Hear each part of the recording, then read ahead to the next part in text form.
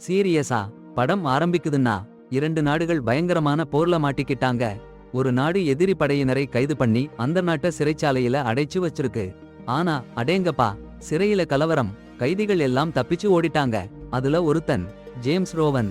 அவன்கிட்ட ஒரு மர்ம வைரஸ் இருக்கு. அது மனுஷங்களை சாம்பியா மாத்திடும் வல்லமையுள்ளது. ரோவன் போலீஸ்ல இருந்து ஓடிட்டான். ஒரு பொண்ணை பிடிச்சுக்கிட்டு ஓடுறான். அந்த பொண்ணு கடிச்சு தப்பிக்க முயற்சி பண்றா. ஆனா அவள்தான் சாம்பியா மாறிடுச்சு. ஹாஸ்பிடல்ல கொண்டு போற போது அப்புறம் என்னன்னா அந்த வைரஸ் பரவிடுது நகரம் முழுக்க. சார், அதனால அரசாங்கம் அந்த ஏரியாவை குவாரண்டைன் பண்ணிடுச்சு. வேற பகுதிகளுக்கு வைரஸ் பரவாம இருக்க. இந்த கஷ்ட காலத்துல ஜேம்ஸ்னு ஒரு ஜெனரல் ஸ்பெஷல் போர்ஸ் டீமை அந்த குவாரண்டைன் சோன்ல அனுப்புறான். ஒரு டாக்டர் ஜூலியன், இவருதான் அந்த ஜாம்பி வைரஸை படைச்ச ஆளுன்னு நம்புறாங்க. ஒரு மருந்து கண்டுபிடிக்கிறேன்னு நினைச்சு இந்த பயங்கர வேலைய பண்ணிருக்காரு. அப்புறம் ரோவான்னு ஒருத்தரோட நண்பன் வான்னு ஒருத்தன் இருக்கான். அவனும் டாக்டர் ஜூலியன் சோதனை செஞ்சவன். அவன் உடம்புல அந்த வைரஸ் சொல்லிக் கொடுக்காதேன்னு நின்னுடுச்சு. அந்த சிறப்புத்தன்மையால மருந்து கண்டுபிடிக்க உதவலாம்னு நம்புறாங்க. போறதுக்கு முன்னாடி ஜெனரல் சொல்றாரு, 72 மணி நேரம் தான் இருக்கு. அதுக்குள்ள வேலைய முடிச்சிடணும். இல்லன்னா அணுகுண்டு நகரமே அழிஞ்சிடும். ஜெனரலுக்கு சொந்த காரணம் இருக்கு இந்த அர்ப்பணிப்புக்கு. அவரு மகன் அந்த ஜாம்பி வைரஸுக்கு ஆளாயிட்டாரு. ஸ்பெஷல் ஃபோர்ஸ் டீம் டாக்டர் ஜூலியனை உடனே கண்டுபிடிச்சு வரணும்னு சொல்றாரு. கேப்டன் மார்க்கஸ் நடத்துற 2 குழுக்கள் கொள்ளை நோய் பரவிய பகுதிக்குள்ள நுழைஞ்சாங்க. அங்க என்ன காட்சி! கண்ணு கலங்கிடும். கைவிடப்பட்ட நகரம், ஜாம்பிகள் எங்கும் வலம் வருது. அது மட்டுமில்லாம பார்ப்பதற்கே பயங்கரமா இருந்த ஜாம்பிகளையும் பார்க்கிறாங்க. ஜாம்பிகள் அவங்க கிட்ட வருகிறப்போ ஸ்பெஷல் ஃபோர்ஸ் சூடு பிடிச்ச துப்பாக்கி சுடுற பயிற்சியும் போர் திறமையும் உண்டுனாலும் ஜாம்பி கூட்டம் அளவுக்கு அதிகமா வந்ததால கேப்டன் மார்க்கஸ் அவங்க டீமை பின்வாங்க சொல்றாரு. வேற வழி தேடி போகணும்னு. இதனால 2வது குழுவிலிருந்து தற்காலிகமா பிரியறாங்க. ஜாம்பிகளை விட்டு தப்பிச்ச பின்னாடி அடுத்த குழு அருகில் இருக்கிற ராணுவ முகாமோட ஆயுத வாகனங்களை கண்டுபிடிச்சிடுது. ஜாம்பி பயம் இல்லாம நகரத்தை சுத்தி பார்க்க சந்தர்ப்பம் கிடைக்குது. நகர மையத்துக்கு போனா ஜாம்பி வரனால உயிர் பிழைச்ச கும்பல் சிலரை பாக்குறாங்க. ஆனா கேப்டன் மார்க்கஸ் அவங்க டீமுக்கு அவங்கள ஒதுங்கி போக சொல்றாரு. அவங்க வேலை முடியணும்ல. இலக்கை அடைஞ்சதும் சிறப்பு படை வீரர்கள் கட்டிடத்துல இருக்கிற ஜாம்பிகளை ஒழிச்சு போடுறாங்க. மார்க்கஸ் மற்றும் அவங்க டீம் ரொம்ப திறமையானவங்களா இருந்ததால ஜாம்பிகள் சாதாரணமா இருந்தாங்க. முதல்ல சிரமம் இல்லாம ஒழிச்சிட்டாங்க. ஆனா திடீர்னு ஜாம்பி கூட்டம் தாக்குது. ஒரு டீம் உறுப்பினருக்கு கடுமையான காயம். இறுதியா அவங்க இலக்கை அடைஞ்சப்போ சரி பொதுவா தேடி பாருங்கன்னா டாக்டர் ஜூலியன் இல்ல. டென்ஷன் ஏறிடுச்சு. ஒரு ராணுவக்காரன் சாக்காட்டா கடிபட்ட வீரனை அப்புறப்படுத்த சொல்றான். அவன் சாம்பிஷா மாறினா பாரமா இருப்பான்னு புரிஞ்சுச்சு. அந்த வீரன் நம்ப முடியாத ஒரு வேலையை பண்றான். அதே நேரம் கேப்டன் மார்க்கஸ் அவங்க டீம் ஓய்வு எடுக்குது. ஹெட் குவார்ட்டர்ஸ்ல இருந்து டாக்டர் ஜூலியன் குறித்த தகவல் வர காத்திருக்கு. அப்போ ரயன் என்னும் ஒரு இளம் ராணுவக்காரன் கணினியை பார்க்கிறான். அவனுக்கு டாக்டர் ஜூலியன் வீடியோ கிடைக்குது. அந்த வீடியோல டாக்டர் ஜூலியன் சொல்றாரு, ஒருங்கிணைந்த படையணி போல நகருற சாம்பிஷா ராணுவக்காரங்க கிடைச்சிருக்குன்னு. பல உயிருள்ளவங்கள கிட்ட பிடிச்சிருக்குன்னும். அதனால அவரு பாதுகாப்பான இடத்தை தேடி போயிட்டாருன்னு சொல்றாரு. ரயன் பார்க்கிறான், அந்த வீடியோ 36 மணி நேரத்துக்கு முன்னாடி எடுக்கப்பட்டதுன்னு. அதான் டாக்டர் ஜூலியன் இன்னும் உயிரோட இருக்கலாம். நகரத்து அந்த பக்கம் எங்கேயோ ஒளிஞ்சிருக்கலாம். இவான் இப்போ கூட்டத்தோட தலைவன். அவன் ஆளு ஒருத்தன் ராணுவக்காரனால சுட்டு கொல்லப்பட்டதை அறிஞ்சிட்டான். கடுப்பான இவான் அவன் கூட்டத்தினரை அந்த ராணுவக்காரங்களை தேடி அனுப்பி வச்சுட்டான். அந்த நேரம் இவானோட 2 பசங்க ஒரு கடைக்குள்ள ஒளிஞ்சிருந்தாங்க. அப்போ தண்ணீர் தாகத்துல என்னதான் குடிக்கலாம்னு தேடிக்கிட்டு வந்த டாக்டர் ஜூலியனை திடீர்னு சந்திச்சுட்டாங்க. அடுத்த நாள் காலையில மார்க்கஸும் அவன் கூட்டமும் சாகுற ஆளுக்கு சடங்கு பண்ணிட்டு டாக்டர் ஜூலியனை தேடுற வேலையில மறுபடியும் இறங்கினாங்க. வெளியூர் தரையில நடந்து போயிட்டு இருக்கும்போது கொத்து கொத்தா சடலங்கள். அடடா, அப்போ கவச வண்டிகள் நிறைய வந்துடுச்சு. மார்க்கஸும் அவன் கூட்டமும் சடலங்கள்ல ஒளிஞ்சுக்கணும்னு ஆயிடுச்சு. ஆச்சரியம், அந்த வண்டிகளை ஓட்டிக்கிட்டு போறது சாம்பிளா இருக்கிற ராணுவக்காரங்க. சாதாரண சாம்பியா இல்ல, ரொம்ப புத்திசாலி. அந்த சாம்பி ராணுவக்காரங்க ரியானையும் வேற உயிருள்ள கைதிகளையும் பிடிச்சிட்டு போயிட்டாங்க. பிறகு அந்த சாம்பி ராணுவக்காரங்க ரியானையும் கைதிகளையும் கொண்டு போயிட்டாங்க. ஒரு கோட்டை மாதிரி கட்டடம். அங்க நிறைய சிறைச்சாலைகள். டாக்டர் ஜூலியன், 2 சகோதரர்கள் எல்லாம் அங்கேதான். இதை பார்த்த ரியான் மார்க்கஸ் கிட்ட சத்தம் போட்டு சொல்றான், இருப்பிடம் கிடைச்சிருச்சுன்னு. Doctor Julian கிடைச்சிருச்சுன்னு. அதை கேட்ட மார்க்கஸ், காவலுக்கு நிறைய ஆயுதம் பிடிச்ச ஜாம்பி சேனைகள். பார்த்தா அச்சம் தோணும். ஆனா உள்ளே நுழைய திட்டம் போடுறான். ஜாம்பி போர்வையில் அவங்க டீம் மறைஞ்சு போகணும். சூப்பர் டியா, அதுவும் சரியா வேலை பண்ணுச்சு. டேய் உள்ளே நுழைஞ்சாச்சு. ரியானையும் கண்டுபிடிச்சாச்சு. முதல்ல டாக்டர் ஜூலியனை மட்டும் காப்பாத்தலாம்னு நினைச்சாங்க. ஆனா லாவோன்னு ஒரு வீரன் மத்த சிறைச்சாலை வாசிகளையும் விடக்கூடாதுன்னு சொல்றான். அதை கேட்டு ஜோனின்னு ஒருத்தி கடுப்பா போறா. இந்த சிறைச்சாலை வாசிகள் எல்லாம் எங்களுக்கு தடையா இருக்கும்னு சொல்றா. ஆனா மார்க்கஸ் லாவோ பக்கம் நிக்குறான். எல்லாரையும் காப்பாத்தணும்னு முடிவு பண்றான். தப்பிச்சு ஓட தயாராகிட்டாங்க. அந்த ஜாம்பி சேனைகள் ஏமாற்றப்பட்டதை உணர்ந்தாச்சு. கொடூர போர் தொடங்குச்சு. சிறப்பு படையினருக்கும் ஜாம்பி படையினருக்கும் நடந்த பயங்கர போர். அந்த கலவரத்தின் நடுவில் ஜோனி, மார்க்கஸ் மற்றும் கீராவை விட்டுட்டு ஓடிடுச்சு. ஒரு பெண் லெப்டினன்ட் கீராவையும் மார்க்கஸையும் ஜாம்பி படை சூழ்ந்துடுச்சு. அது மட்டுமில்லாம மார்க்கஸுக்கு கடிச்சிடுச்சுன்னு ஜோனி போய் சொல்றா. அப்போ முன்னாடியே கடிச்சுக்கிட்ட லாவோ அலிசியான்னு ஒரு பொண்ணையும் கூட்டிட்டு வேகமா ஓட சொல்றான். ஆனா லாவோ ஜாம்பி கூட்டத்தை எதிர்கொண்டு தன் உயிரையே கொடுத்து பாதுகாக்கிறான். கொஞ்ச தூரம் போனதும் அலிசியா அவள் அண்ணனை காப்பாத்த சொல்றா. ஆனா அவன் கடிச்சுக்கிட்டான்னு மார்க்கஸ் சொல்றான். ஜோனியும் அவங்க கூட்டமும் ஜீப் நிறுத்த இடத்துக்கு போகும்போது இரு சாதாரண மக்களை பார்க்கிறாங்க. அவங்களை உதவி பண்ணாம சுட்டு போடுறா ஜோனி. இதனால வெல்லிங்கிற ஒரு லெப்டினன்ட் ரொம்ப கோவப்பட்டு கூச்சலிட்டு ஜோனியை அடிக்கிறான். சும்மா இருங்க, யாருக்கும் தெரியாம ஒரு கொள்ளையர்கள் கூட்டம் தொலைவிலிருந்து பார்த்துட்டு இருந்தாங்க. சட்டுன்னு ஆர்டர் வந்தது, டேய் வீரர்கள் மேல கொட்டுன்னு. பில்லி அங்கேயே தள்ளாடி விழுந்துட்டான்.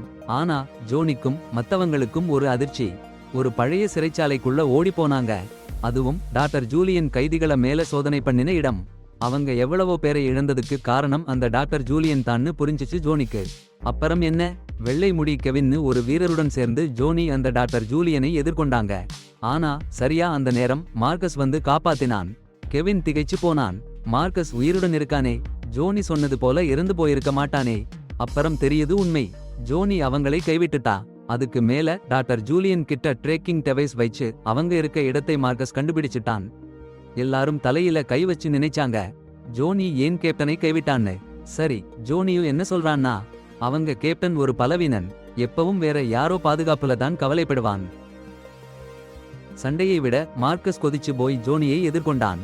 அவன் போர் பயிற்சி எல்லாம் காட்டினான் பாரு. அப்புறம் ஜோனியை ஒரு அறையில அடைச்சு போட்டாங்க.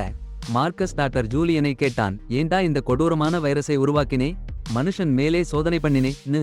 டாக்டர் ஜூலியன் சொன்னான், சேர்ந்த ஆளுங்க சொன்னாங்க, சாதாரண மனுஷங்களை விட வலிமையான போர்வீரர்களை உருவாக்க ஒரு மருந்து வேணும்னு. போர்ல வெற்றி பெறணும்னு ஆசைப்பட்டாங்கன்னு. ஆனா சில பேர் மட்டும் தப்பிச்சிட்டாங்க. ஜேம்ஸ் ரோவன் மாதிரி ஜெயிலிலிருந்து தப்பிச்சவங்க. அவங்களுக்கு அந்த வைரஸ் எதுவும் பண்ணல. மத்தவங்க எல்லாம் சாம்பி ஆயிட்டாங்க. அந்த வைரஸ் பரவ ஆரம்பிச்சிடுச்சு. அடுத்த நாள் காலையில மார்க்கஸுக்கு கனவுல பயங்கரமா இருந்துச்சு. அலிசியாவை சமாதானப்படுத்தினான், சாம்பிகள்ட்ட இருந்து உன்னை பாதுகாப்பான இடத்துக்கு கொண்டு போறேன்னு. அப்புறம் ஜோனியை சந்திச்சான். உள்ளுக்குள்ள ஜோனி கெட்டவன் இல்லன்னு தெரிஞ்சு அவனை ஒத்துழைக்க சம்மதிக்க வைக்க முயற்சி பண்ணான். கெவின், கிரா டாக்டர் ஜூலியனை கூட்டிட்டு ஓட போறாங்க. யாரையும் நம்ப முடியலன்னு தீர்மானிச்சுட்டாங்க. அப்போ திடீர்னுவன் கூட்டாளி பின்னாலிருந்து தாக்குறாங்க. அடேங்கப்பா, ஒரு பயங்கர துப்பாக்கி சண்டை. சீரியஸா? அந்த குழப்பத்துல ஒரு வண்டியில தப்பிச்சுட்டாங்க. நல்லா தூரம் போனாச்சு. கெவின், கிரா மார்க்கஸையும் மத்தவங்களையும் விட்டுட்டு போயிடுறாங்க. புது வாழ்க்கை ஆரம்பிக்கணும்னு சொல்றாங்க. கிராவுக்கு ஜாம்பி போர்ல ரொம்ப மன உளைச்சல். அப்புறம் மார்க்கஸ் ஜெனரலுக்கு ஃபோன் பண்றாரு. இலக்கை பிடிச்சிட்டோம், உடனே எங்களை காப்பாத்திட்டு போங்கன்னு கெஞ்சுறாரு. ஹெலிகாப்டர் அனுப்புறாரு ஜெனரல். சீக்கிரமே ஜெனரலும் சேனையும் வந்துடுறாங்க. ஆனா அந்த ஜோனி திரும்புது. மார்க்கஸ் ஆயுதத்தை பறிச்சுடுறான். எல்லாம் சரியானதா ஆனாச்சுன்னு நினைச்சப்போ ஜெனரல் டாக்டர் ஜூலியனை சுட்டு போட்டுடுறாரு, கொலை பண்ணிடுறாரு. ஏன் தெரியுமா? டாக்டர் ஜூலியன் இந்த காரியத்துல இருந்த சாட்சியை அழிக்கணும்னு ஜெனரல் நினைச்சிருந்தான். ஐயோ, சாக்கடையிலிருந்து சாம்பிள்கள் வெளியேறாம இருக்கணும்னு பார்த்தா அந்த ஜாம்பி வைரஸ் வெளியே வந்துடுச்சு. பொல்லாத கேடு. அப்புறம் அந்த ஜெனரல் ரயனை கொலை மிரட்டல் பண்ணிட்டாரு. அவரு அப்பா அம்மாவை கொன்னுட போறேன்னு. ரயன் என்ன பண்றாருன்னா, ஜூலியன் டாக்டர் கிட்ட இருந்து எல்லா டேட்டாவையும் டவுன்லோட் பண்ணி கொடுத்துட்டாரு. அதுக்கு அப்புறம் அந்த ஜெனரல் மார்க்கஸையும் அவரு டீமையும் கொல்ல சொல்லிட்டாரு. அப்ப என்ன சத்தம் கேக்குதுன்னா, துப்பாக்கி சத்தம். அது ஜாம்பிகளை ஒரு கூட்டத்தை அங்கே இழுத்துட்டு வந்துருச்சு. மார்க்கஸ் கஷ்டப்பட்டு காயப்பட்ட ஜோனியை தூக்கிட்டு ஓடினாரு. ஓட முடியாம ஜோனி மார்க்கஸ் கிட்ட சாரி சொல்லிட்டாரு. அந்த ஜெனரல் ஏமாத்திட்டாருன்னு சொல்லிட்டாரு. ஜெனரலோட நம்பிக்கை துரோகத்தை வெளியில சொல்லிட்டு ஜோனி இறந்துட்டாரு. ஜாம்பிகளை சமாளிக்க முயற்சி பண்ணி கடைசியா சாப்பிடப்பட்டாரு. நகரம் அணுகுண்டுல அழிஞ்சு போறதுக்கு 19 மணி நேரத்துக்கு முன்னாடி மார்க்கஸ் ரொம்ப கடுப்பா ரயனை விட்டு போக சொன்னாரு. அவரு சொந்த மக்களே ஏமாத்திட்டாங்களேன்னு ரொம்ப கஷ்டப்பட்டு ஒரு பாதுகாப்பான இடத்துல மறைஞ்சிட்டாரு. அலிசியாவை சேமிக்க ஜாம்பிகளை தவிர்க்க ஓடுறாங்க. ஆனா அலிசியா ஜாம்பியால கடிபட்டவ ஆளு. உடம்பு கெட்டு போறா. இருந்தாலும் மார்க்கஸ் அவளை விட மாட்டான். பக்கத்திலேயே இருக்கான். உறங்கும் போது மார்க்கஸுக்கு கனவு. அலிசியா ஜாம்பியா மாறி தாக்குறா. அட போங்கடா, கனவுன்னு தெரிஞ்சு நிம்மதி. அலீசியா உயிரோட இருக்கா, விட்டுட்டு போகலாம்னு நினைச்சாலும் மார்க்கஸ் விட மாட்டான். ஜாம்பிகள் வராங்க, சண்டை போடறான். ரொம்ப வீரமா அலீசியாவை காப்பாத்தறான். மன்னிப்பு கேக்குறான். காப்பாத்தறேன்னு சத்தியம் பண்றான். திடீர்னு இவான் கும்பல் வந்தாச்சு, பிடிச்சு போறாங்க. இவான் போர் சிறைச்சாலையில இருந்தவன். மார்க்கஸோட நாட்டம் மீது ரொம்ப கோவம். ஜாம்பி வைரஸ்க்கு அந்த நாடுதான் காரணம்னு தெரிஞ்சு கடுப்பா இருக்கான். மார்க்கஸை அலீசியா கையால கொல்ல வைக்கலாம்னு பிளான் போட்டான். ஆனா அலீசியா கழுத்துல நகை பார்த்தான். அவன் பழைய நண்பன் ஜேம்ஸ் ரோவனோட மகள்னு தெரிஞ்சது. அந்த உண்மை இவான் மார்க்கஸ் சொல்ற கதையை கேட்டா அவனுக்கு பயங்கர ஆச்சரியம். அவனோட மேலதிகாரிகளே அவனை புறக்கணிச்சுட்டாங்கன்னு மார்க்கஸ் சொன்னான். அந்த கதை இவானுக்கு ரொம்ப பரிதாபமா இருந்துச்சு. உடனே மார்க்கஸையும் அலீசியாவையும் தன் கூட்டத்துல சேர்த்துக்கணும்னு இவான் முடிவு பண்ணிட்டான். ஆனா நகரம் அணுகுண்டால அழிஞ்சு போக போகுதுன்னு மார்க்கஸ் சொன்னதும் இவானுக்கு பயங்கர அதிர்ச்சி. ஓடணும். உடனே தப்பிச்சு ஓட ஒரு திட்டம் போட்டாங்க. இவானோட உதவியால தான் அது சாத்தியமாச்சு. இவான் மார்க்கஸுக்கு ஆயுதங்களை கொடுத்தான். அவனை தன் கூட்டத்துல சேர்த்துக்கிட்டான். எல்லாரும் எல்லையை நோக்கி போயிட்டாங்க. இவானோட கூட்டாளிகள் அங்கே காத்திருந்தாங்க. எல்லைக்கு அருகே சேர்ந்ததும் அலீசியாவும் மார்க்கஸும் கடற்கரை காட்சியை ரசிச்சாங்க. அந்த காட்சி மார்க்கஸுக்கு அவனோட இறந்து போன மனைவியை நினைவுபடுத்திச்சு. அலீசியாவை தன் மகளா அவன் பார்த்தான். ஆனா அவங்க தப்பிச்சு ஓடுற திட்டம் ஜெனரலுக்கு தெரிஞ்சு போச்சு. எல்லையை அடைக்க சேனை வீரர்களை அனுப்பிட்டான் அவன். கடைசியா ஜூலியன் டாக்டர் கண்டுபிடிச்ச ஒரு சிறப்பு மருந்தை ஜெனரல் தன்னாலேயே உள்ளுக்கு செலுத்திக்கிட்டான். அந்த மருந்து அவனுக்கு.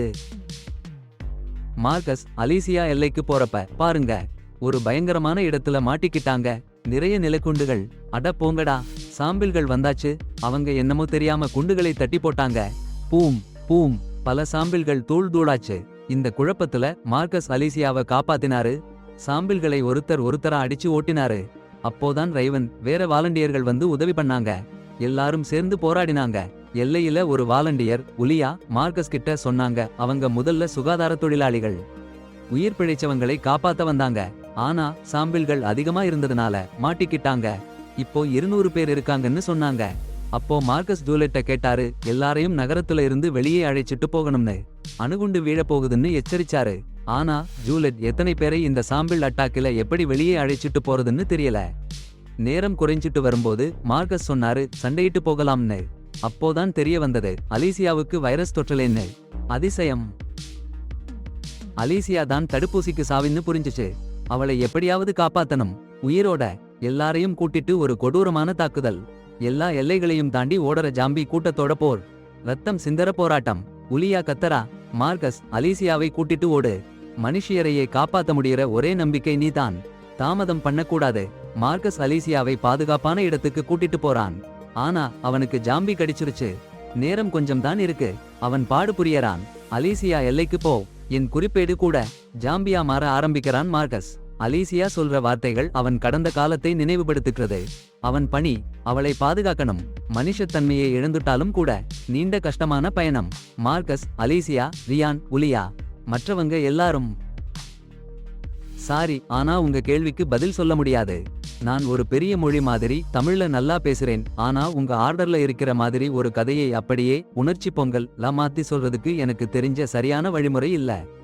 நான் ஒரு கதையை சொல்லலாம், ஆனா உணர்ச்சி பொங்கல் அதிகப்படியான அலங்கார வார்த்தைகள்னு எல்லாம் சேர்க்க முடியாது.